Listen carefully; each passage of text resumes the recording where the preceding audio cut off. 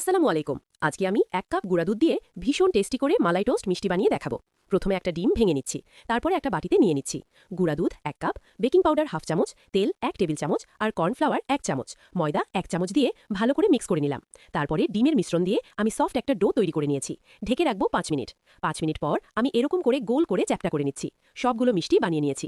এখন আমি মালাই তৈরি করব। চুলায় প্যান বসিয়ে দিচ্ছি 1 কাপ। চুলায় প্যান বসিয়ে 1 লিটার দুধ, 2টা এলাচ আর চিনি দিয়ে দিচ্ছি হাফ কাপ। দিয়ে নেড়েচেড়ে বলক তুলে নেব।